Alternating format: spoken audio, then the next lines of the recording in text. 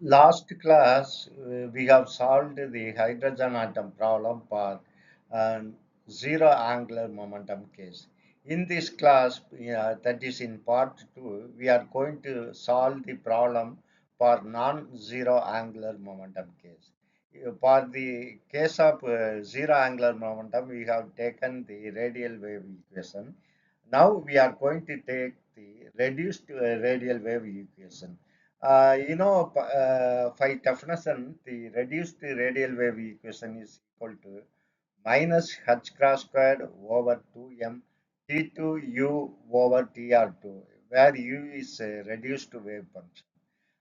V of r plus L into L plus 1 h cross squared over 2m r squared u of r, which is equal to E of r. Now what I am going to do is you just to multiply this equation by minus 2m over h cross squared. So the first term, this will become 1. So the next term you have to multiply minus 2m over r h cross squared. Then the V of r for hydrogen atom is, uh, that is minus E squared over 4 pi epsilon naught r and U of r. Then you take L into L plus 1 h cross squared over uh, if you multiply the second term, 2m over h cross squared, this will get cancelled. You will simply get L into L plus 1 over r squared mu of r, which is equal to minus 2m e over h cross squared u of r. Now, you know very well that r of r, radial wave function, is equal to u of r divided by r. Then you can simplify this. That is uh, square root of 2m, this one. Square root of minus 2m e over h cross squared is equal to alpha squared. Here the energy is negative. So this square root will become positive 1. So with that understanding, you keep left hand side as it is. Right hand side, I am replacing this as alpha squared multiplied by u of r. So now we got this expression with alpha equal to square root of minus 2me over h cross squared. This approach is essentially the same as in the case of analytical solution for harmonic oscillator. While there are both continuum, when E is greater than 0, that is positive, you have continuum state, and bound state when E is less than 0. Uh, States per Coulomb potential. We will consider the bound state, that is energy is negative. So that this square root will become positive. For bound state where E is less than 0, hence as I said, the alpha is real. The dimension of alpha, the dimension of alpha is 1 over length, and the dimension of r is equal to length. So if you multiply both, you will get the dimensionless quantity. I have explained many times about the uh, advantage of dimensionless quantity. Now we will have a dimensionless quantity rho, which is equal to alpha multiplied by r.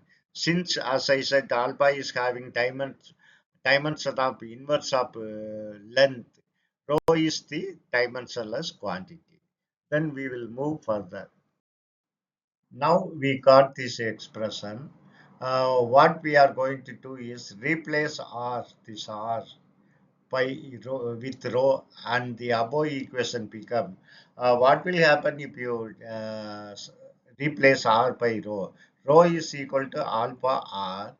Then naturally r will be equal to alpha by rho, and t rho is equal to alpha tr, because you are differentiating this with respect to r. Then T rho 2 is equal to alpha square, just squaring it, alpha square TR2. Then from this, TR2 is equal to this. You can keep this alpha to the other side. Then TR2 is equal to T rho 2 over alpha square. Now you replace all the things here. So this R square will become alpha square. Sorry, this R square will become, if you replace this alpha by rho, uh, R is equal to, sorry, rho by alpha. This is not alpha by rho. This is rho by alpha. This is equal to, because if you bring alpha to the other side, this will become rho by alpha. So if you replace r square, then it will become rho square and alpha square. Then if you replace r here, this is rho over r. And here also rho square over alpha square. So now you can rewrite this expression. T2 u over t rho 2 is multiplied by alpha square. Here you have alpha square. The second one will be me squared. You have alpha here. Me squared alpha 2 epsilon not h cross squared rho after replacing the value for r. The third one will be L into L plus 1 over rho square, and you have alpha squared mu u of rho, and this will be right hand side I am keeping as it is because there is no r. Now you divide this by alpha squared, then this alpha will get cancelled if we divide, and this alpha will get cancelled. This alpha squared will become alpha in the denominator, then this alpha square also will get cancelled. So this alpha square also will get cancelled. So if you divide by alpha square, you will get T2u over T rho 2. Here you have me squared 2 pi epsilon naught h cross squared alpha rho. Here except rho, all other things are constant. That we will call it as rho naught.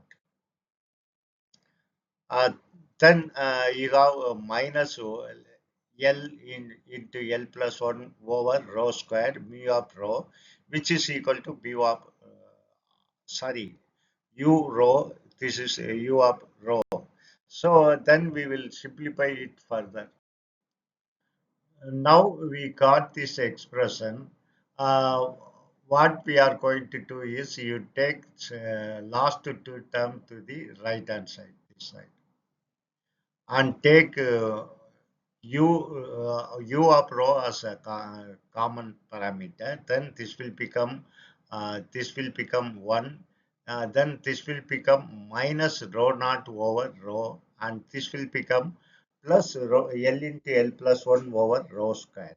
Now we will see the asymptotic form of the solution. Asymptotic form means both the extreme, rho equal to infinite and rho equal to 0. First, take the case when rho is equal to tends to infinite, then Schrödinger wave equation become, when rho is infinite, this will become 0. The, this term also will become 0. So naturally, you will get T2u over Tr2, T rho 2 is equal to mu of rho. Sorry, u of rho.